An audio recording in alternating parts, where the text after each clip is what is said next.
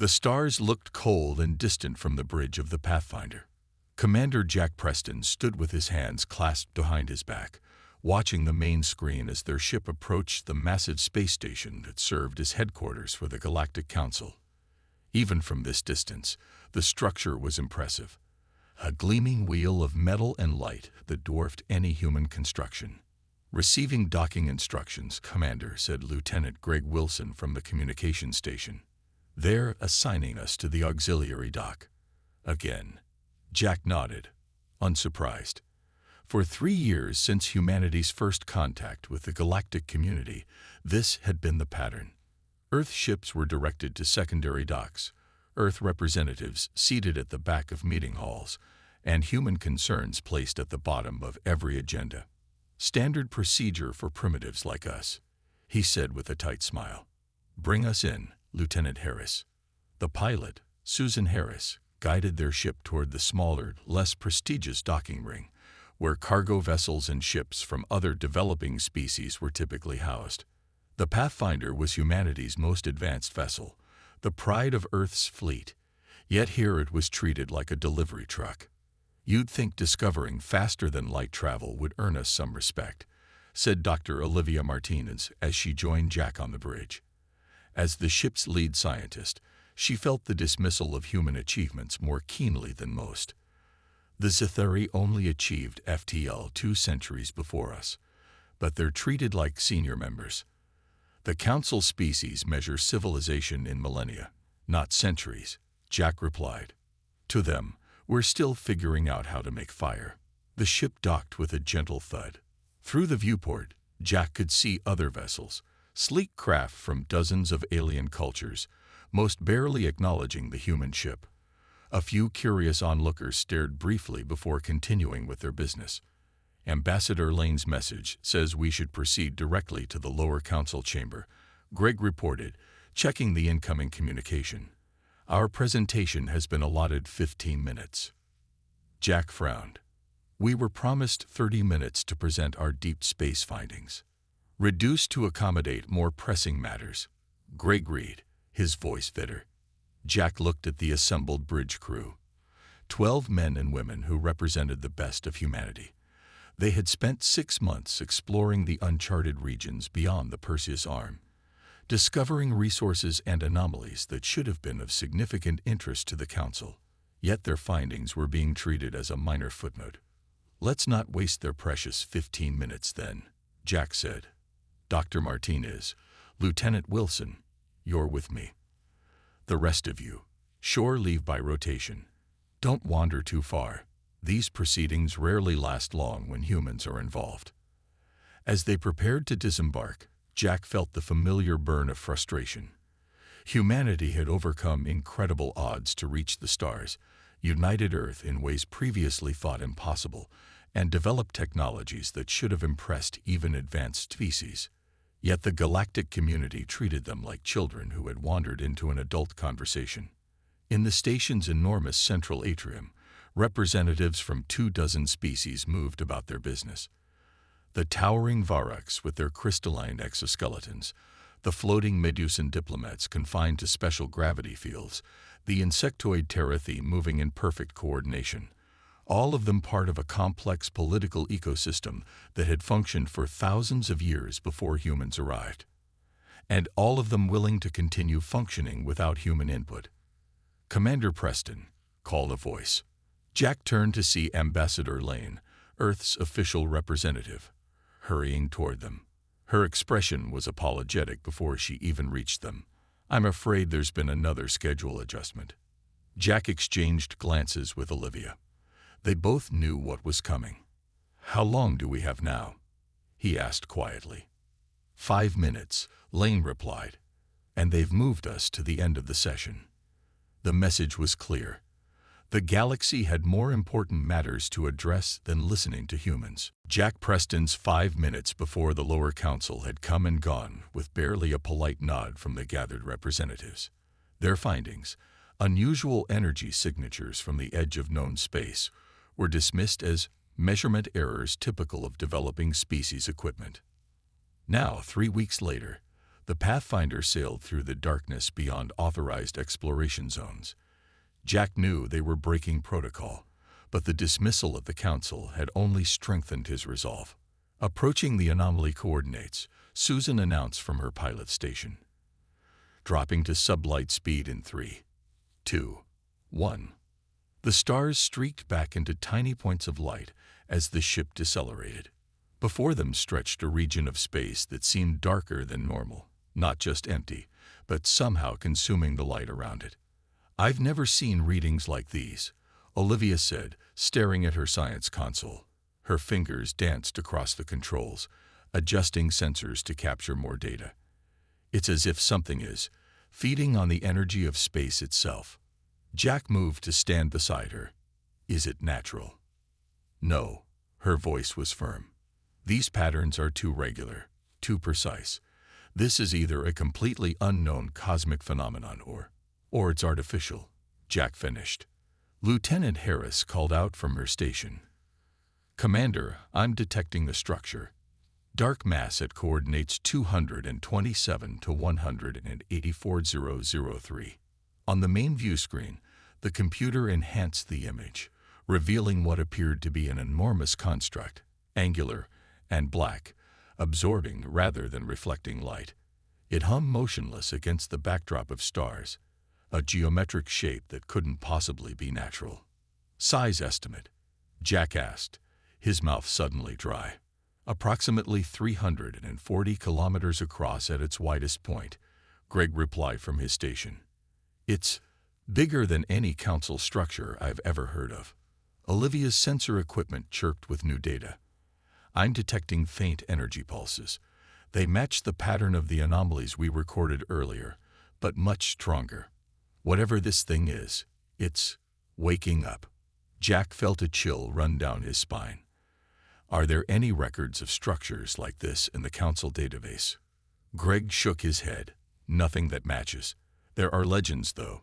Stories told by some of the elder species about a time before the Council, when something called the Void Harbingers nearly destroyed all civilization."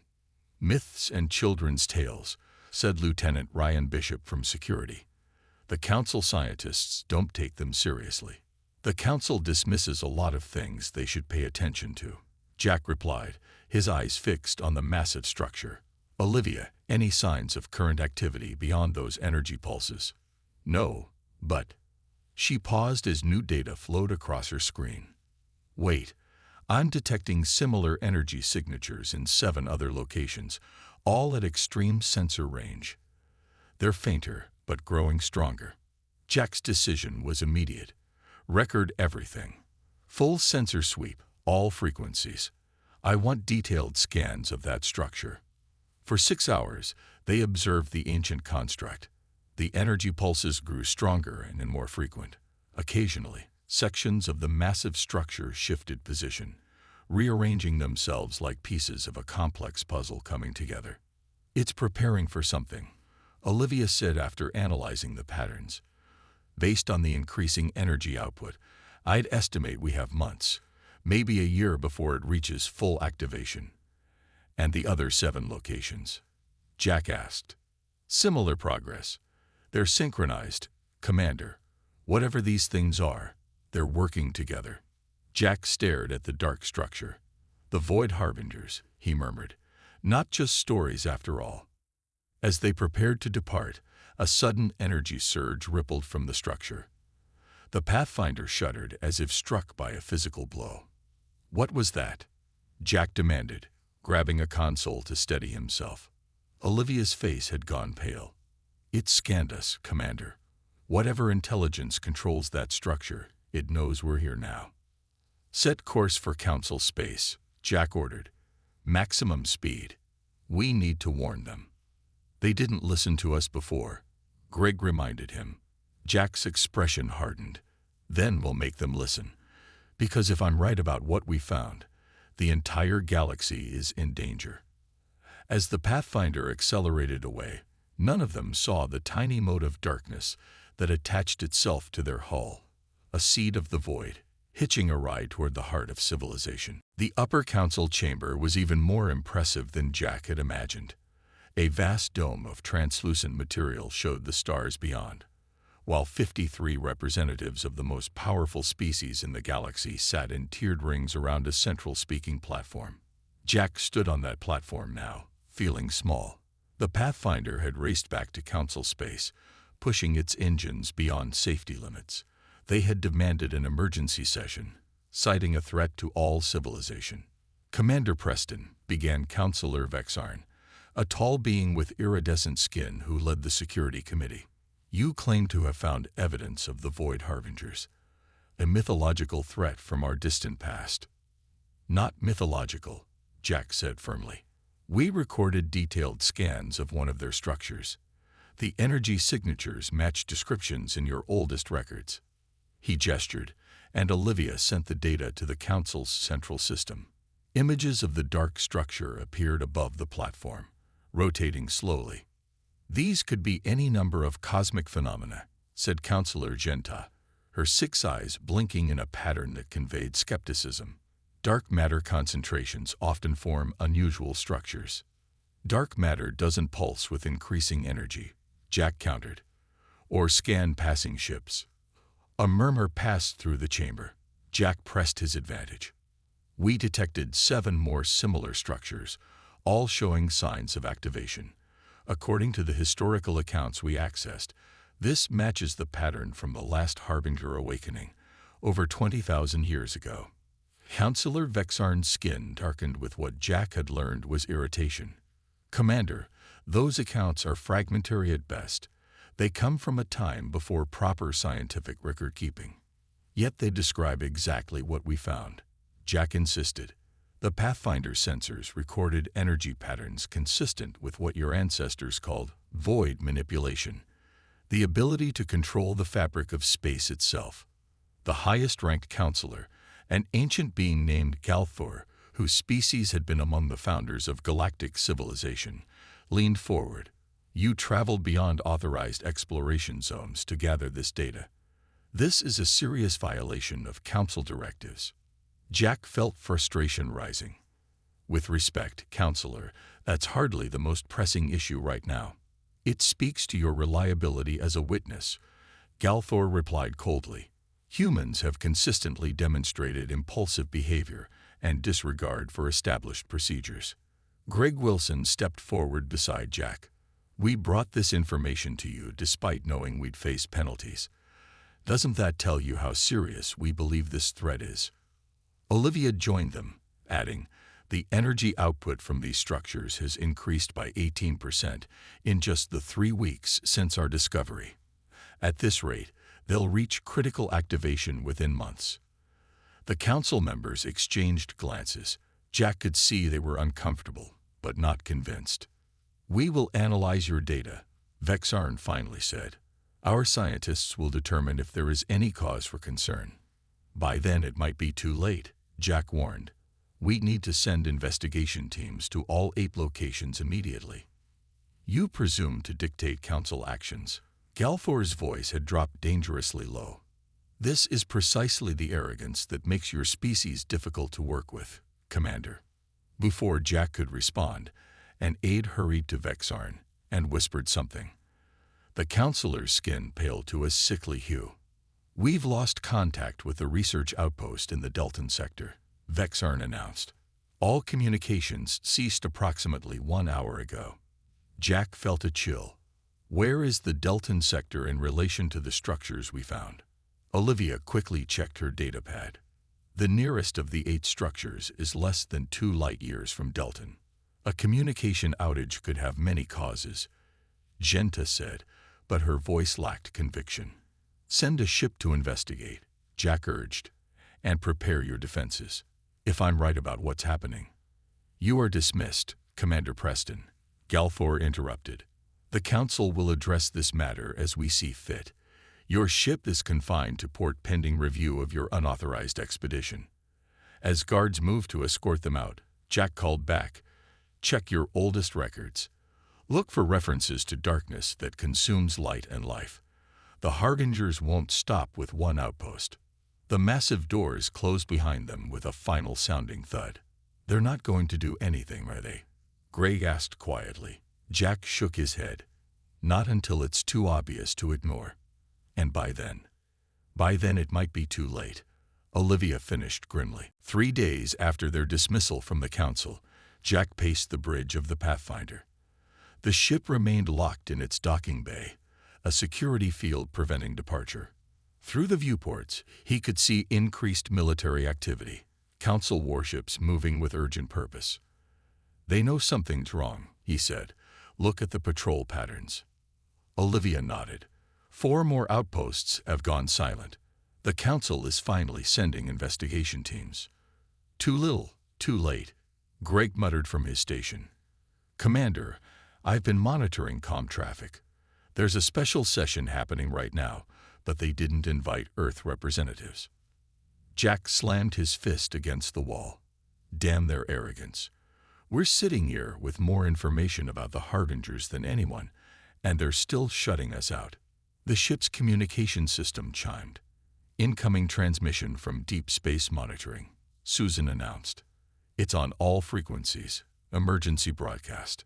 The main screen flickered to life, showing a Zitheri operator, her normally blue skin pale with fear.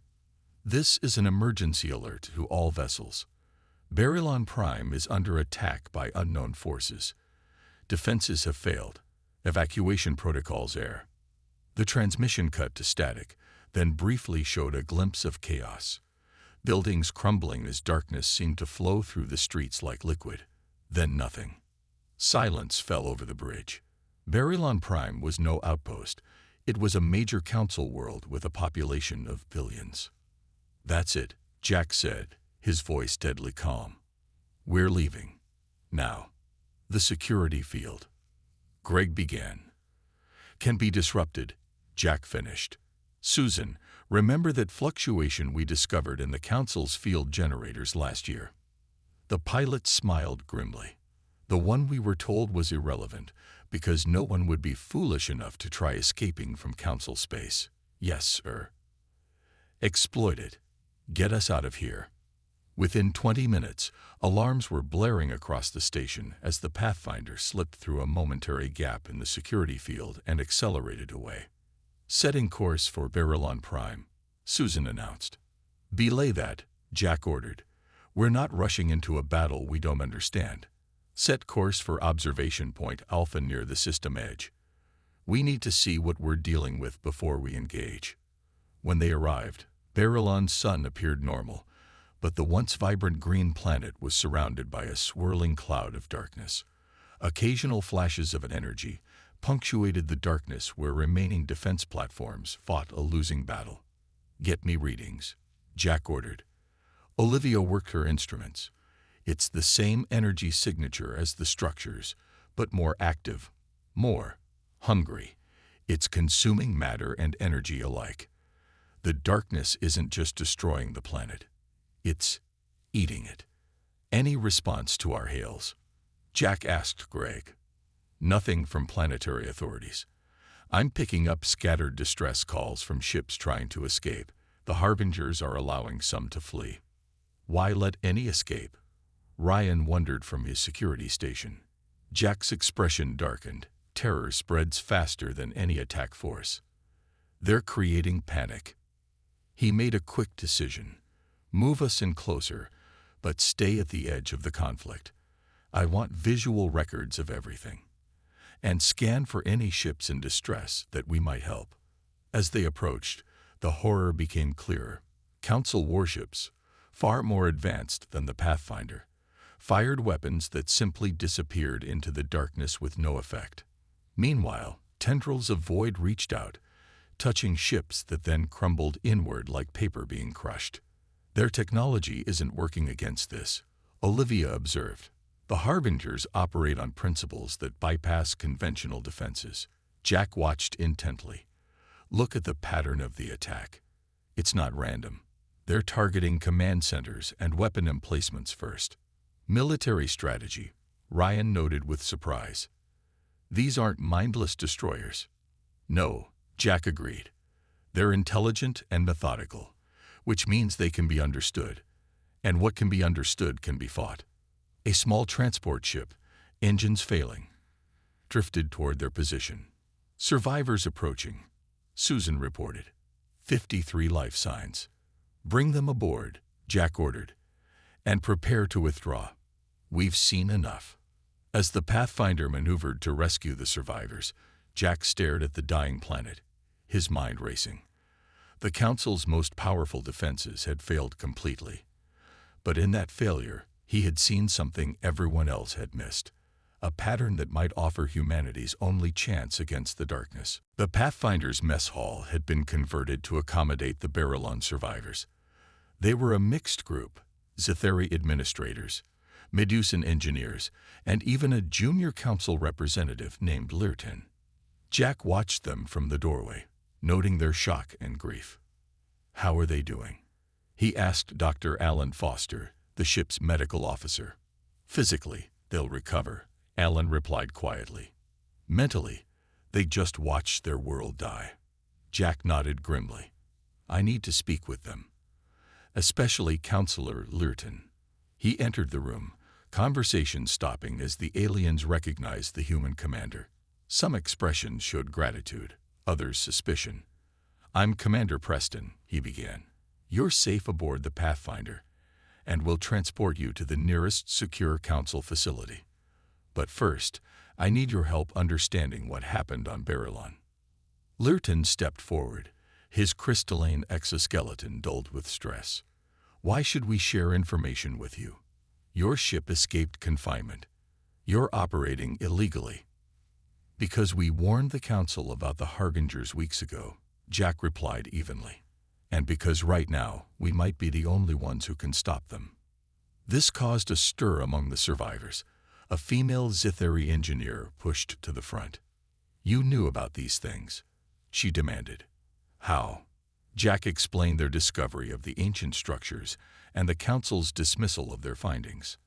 As he spoke, the survivors' hostility gradually shifted to attention. "The Council war fleet engaged the Harbingers directly," Lyrton said when Jack finished. "Our most advanced weapons were useless. The darkness simply absorbed the energy." "I noticed," Jack said. "But I also noticed something else, something the Council forces missed because they were too busy following standard combat protocols."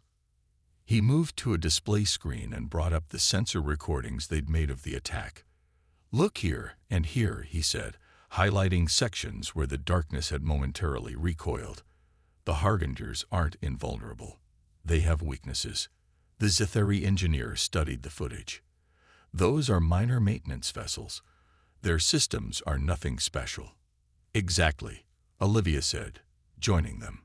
"The Council ships attacked with high-energy weapons, particle beams, plasma cannons. The Harbingers feed on that energy. But these maintenance ships used simpler technology." Jack nodded.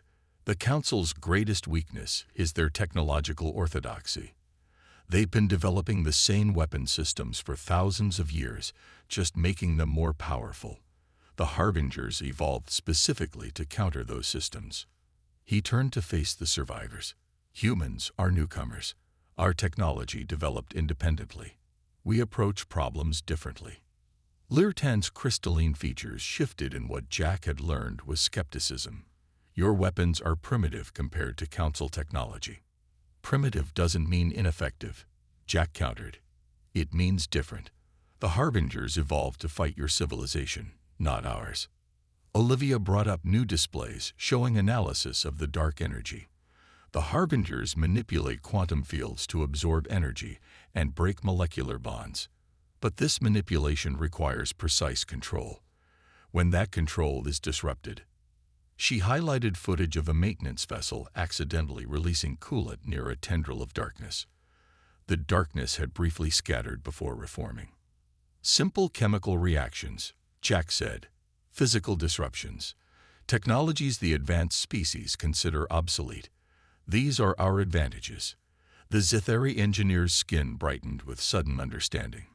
"You're suggesting we fight an enemy that destroys worlds, with primitive technology." "I'm suggesting we fight them with unexpected technology," Jack corrected. "The Harbingers anticipate your responses because they've evolved to counter them. They don't know what to expect from us." Around the room, The survivors began talking excitedly. For the first time since their rescue, hope flickered in their expressions. "We need to reach the council," Lurton said, his earlier hostility gone. "They need to hear this." Jack smiled grimly. "They won't just hear it. They'll see it. We're going to demonstrate exactly how to hurt these things." He turned to Olivia. "Prepare the ship. We're going hunting." "Hunting?" Ryan asked with surprise. "For what?" Jack's eyes hardened. "For the seed the Harbingers planted on our hull. The one they thought we didn't notice. It's time to show the galaxy what humans can do." The Grand Council chamber was in chaos. Representatives from 24 worlds shouted over each other as reports of new attacks flooded in. The darkness had spread to 3 more systems since Barilon Prime fell. High Counselor Galthor pounded his ceremonial staff against the floor, the booming sound temporarily silencing the chamber. "Order," he demanded. "We must maintain order if we are to survive this crisis." Security Chief Vexarn stepped forward, his skin almost white with stress. "The Tauran defense fleet has been destroyed. The Harbingers are advancing faster than we can evacuate civilians." "What about the weapon platforms in the Corvus system?" asked a representative from the Jaxian Confederacy. "Useless," Vexarn replied. "The darkness consumes energy weapons. It grows stronger with each attack we launch." Fresh shouting erupted, panic spreading through the chamber. None of them noticed the side doors opening until a voice cut through the noise. "They feed on your fear as much as your weapons." All heads turned to see Jack Preston walking calmly into the chamber, flanked by Olivia Martinez and Counselor Lurton. Behind them came the Zithari engineer and several other Barilon survivors. "Arrest them," Galthor ordered, pointing at the humans. "These are the renegades who escaped custody." "They saved us from Barilon," Lurton countered, stepping forward. "And they have the only working strategy against the Harbingers." This announcement brought stunned silence to the chamber. Vexarn studied Jack with new interest. "Explain yourself, human," he said. Jack walked to the center of the chamber, activating his datapad. Above him, holographic images appeared, footage from the Pathfinder. "3 days ago, we isolated a Harbinger seed that had attached itself to our ship," he began. "A fragment of the main entities, designed to spread their influence. We contained it and experimented on it. The footage showed a small sphere of darkness, pulsing with the same energy they had seen consuming worlds. Your scientists have been approaching this threat from the wrong direction," Jack continued. "You've been trying to destroy the Harbingers with force, which only makes them stronger."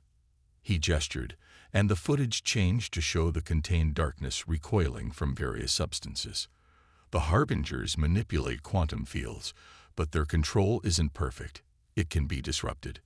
Not by energy weapons, but by specific chemical compounds and frequency modulations that interfere with their field coherence." Olivia stepped forward. "We've identified 12 different methods that cause them pain. None are advanced technologies.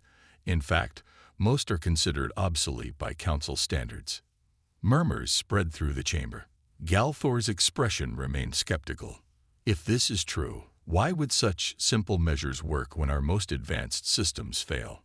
"Because the Harbingers evolved specifically to counter your civilization," Jack explained, his voice growing more passionate. "They adapted to your patterns of technology, your predictable responses. Humans developed independently. Our approaches are different, unexpected." The Zithari engineer moved to Jack's side. "I verify their findings. The techniques are crude but effective. The darkness cannot maintain coherence when exposed to these disruptions." Security Chief Vexarn leaned forward. "You claim to have a weapon against these things." "Not a weapon," Jack corrected. "A strategy. A new way of thinking. The Harbingers aren't invincible. They're specialized predators that evolved to hunt one type of prey. We need to become something they don't recognize." He advanced to stand directly before the Council leadership.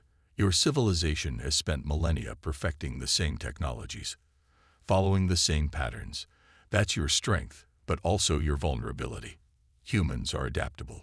We find solutions where others see only problems. Jack's eyes swept the chamber. You've ignored humans since we joined the galactic community. You dismissed us as primitive, impulsive, unworthy of attention. But those very qualities might save us all. The chamber had fallen completely silent. Even Galthor seemed unable to respond.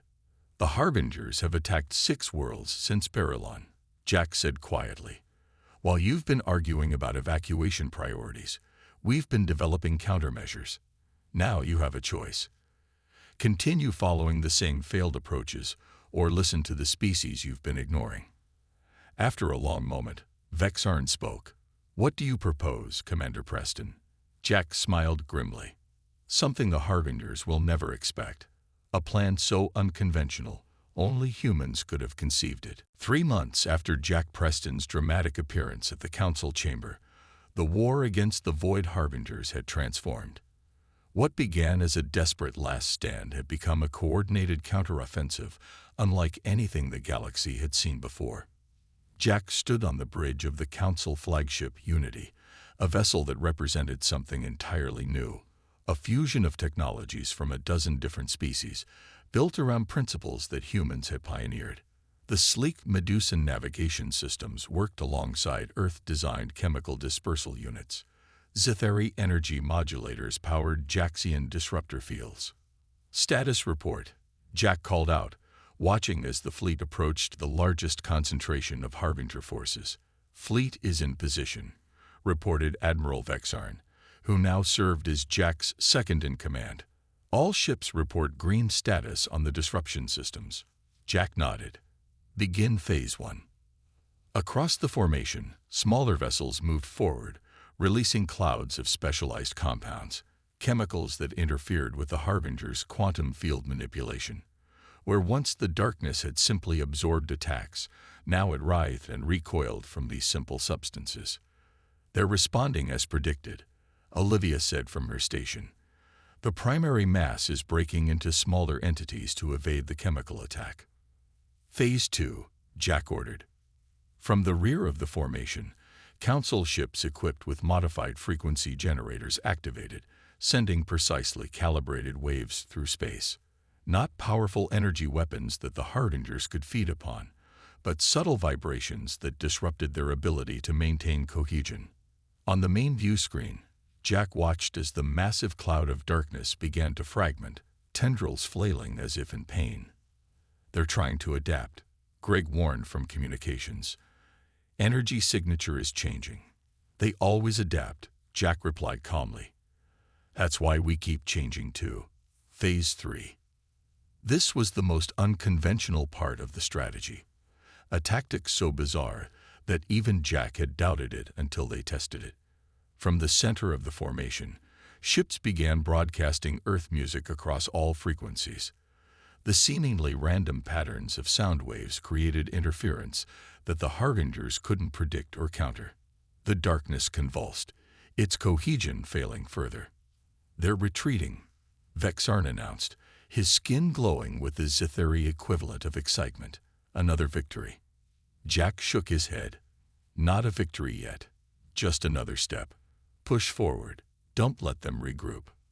As the battle continued, Jack reflected on how much had changed. 6 months ago, humans had been ignored, their insights dismissed. Now, human officers served on every council vessel, bringing their unique perspective to the fight. The greatest shock had come when the Council discovered that the Harbingers were not returning invaders as they had believed, but had been dormant within the galaxy all along, sleeping in the spaces between stars, waiting for civilization to reach a specific technological level before awakening to feed. Had the Council heeded Jack's initial warning, they might have stopped the awakening before it began. Commander, Olivia called out, interrupting his thoughts. I'm detecting unusual readings from the center of the Harbinger mass. Jack moved to her station. What kind of readings? It looks like communication, not just between the fragments, but directed outward. I think they're calling for help. A chill ran down Jack's spine. From where? Before she could answer, Admiral Vexarn approached. The Council is requesting your presence at Central Command. Commander Preston, they wish to honor you and your crew for developing the strategy that turned the tide. Jack nodded absently, his mind still on Olivia's discovery. Tell them I'll be there. But first, I need to speak with the research team. If the Harbingers are communicating with others of their kind, then this war is just beginning. Vexern finished. Yes, Jack agreed. But we'll face it together. He looked around the bridge, where humans worked alongside aliens who had once dismissed them. The galaxy has learned an important lesson. Sometimes the most valuable perspective comes from those you least expect. As the fleet regrouped for the journey home, Jack stared out at the stars. Humanity had found its place in the galactic community, not through technological supremacy, but by offering a different way of thinking when it was needed most. The species that had been ignored had become essential, and whatever challenges lay ahead, they would face them not as separate civilizations, but as one united galaxy.